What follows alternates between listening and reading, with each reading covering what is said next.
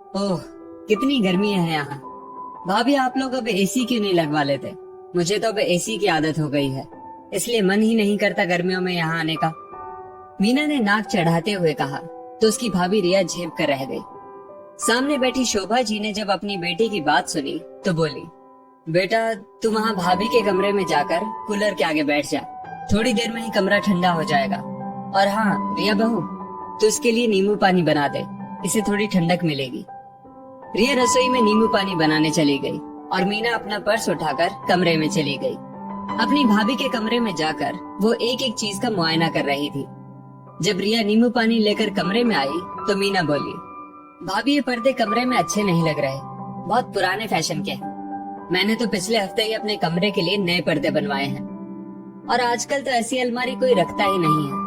पता नहीं आप लोग अपना रहन सहन कब बदलोगे। मीना की ये तंज भरी बातें रिया को चुभ रही थी, लेकिन वो कुछ बोल नहीं पा रही थी। वो चुपचाप रसोई में आकर खाने की तैयारी में लग गई। थोड़ी देर बाद मीना भी रसोई में आ गई।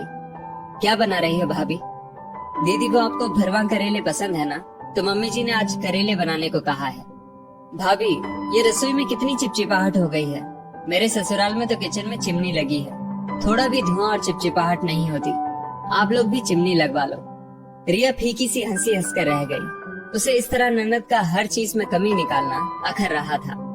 शोभा जी भी अपनी बेटी की बातें सुन रही थी। उन्हें बहुत बुरा लग रहा था कि मीना उनकी बहू के मन में हीन भावना भर रही है। रात को शोभा जी बोली, मीना बेटा चल थोड़ी देर छत पर घुमाते हैं। मीना अपनी माँ के साथ छत पर टहलने चली गई। शोभा जी बोली, मीना एक बात बता, 2 साल पहले तक जब तू इस घर में थी तब तुझे क्या हमारे घर में कोई कमी नजर आती थी, या फिर तुझे यहाँ कोई असुविधा होती थी? कि इस घर में तेरी जरूरतों, तेरी इच्छाओं का मान नहीं रखा जाता था? मीना आश्चर्य से अपनी माँ की ओर देखते हुए बोली, नहीं माँ, मुझे तो यहाँ कोई कमी नहीं थी, लेकिन आप ऐसा क्यों बोल रही हैं? बेटा इसी आंगन में तुम पली बड़ी हो, उसका मान रखो। मानती हूँ हम आज के जमाने के हिसाब से सारी सुख सुविधाएं तुझे नहीं दे पाए होंगे, इस चीज का भान भी हमें था। तभी तो तेरे पिताजी और भाई ने तेरे लिए इस मायके से ज्यादा संपन्न ससुराल ढूंढा, ताकि वहाँ तुझे किसी चीज की कमी महसूस ना हो, भले ही इसके लिए उन्हें अपनी हैसियत से बढ़कर खर्च करना पड़ा हो। तेरे भाई ने भी तेरे हाथ पीले करने के बाद ही अपनी गृहस्थी बसाई है। तू जब से आई है रिया के सामने अपने ससुराल और मायके की तुलना कर रही है। रिया इस घर में खुश है, भले सुविधाएं कम है, लेकिन प्यार और अपनेपन की कमी नहीं है इस घर में।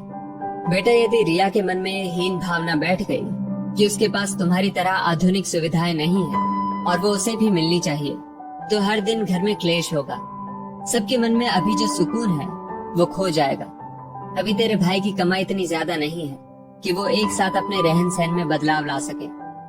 आजकल के बच्चे बहुत समझदार होते हैं, वो खुद ही जीवन में सुविधाएं जुटाना जानते हैं, लेकिन वक्त के हिसाब से एक साथ अत्यधिक बोझ सबके जीवन में अशांति भर देता है।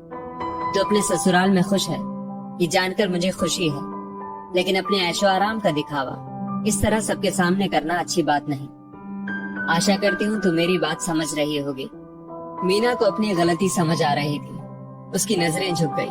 वो बोली, सॉरी माँ, मैं भूल गई थी कि जीवन में खुशियाँ सिर्फ सुविधाओं से नहीं बल्कि आपसी समझ से आती है। शोभा जी फिर बोली, वैसे तेरी भाभी बहुत समझदार है, कभी कोई शिकायत नहीं करती और सबका मान रखती है। तभी रिया उन्हें बुलाने आ गई। माँ चलिए, बहुत देर हो गई है, आपकी दवाई का टाइम भी हो गया है। और हाँ दीदी, आज आपके भाई ने कहा है कि हम सब एक ही कमरे में सोएंगे और ढेर सारी बातें करेंगे। मीना के चेहरे पर मुस्कुराहट तैर गई। वाह भाभी, तब तो आज बचपन की यादें ताजा हो जाएंगी। सभी के चेहरे पर सुकून और संतुष्टि नजर आ रही थी। शोभा जी भी बहुत खुश थी। दोस्तों, यदि हम अपनी तुलना दूसरों से करने लगते हैं तो कभी खुश नहीं रह पाते, क्योंकि तुलना ही दुखों की जननी होती है। जीवन में सिर्फ सुविधाएं जुटाने से सुकून नहीं आता, बल्कि एक दूसरे की आपसी समझ और साथ से ही जीवन सुगम बनता है।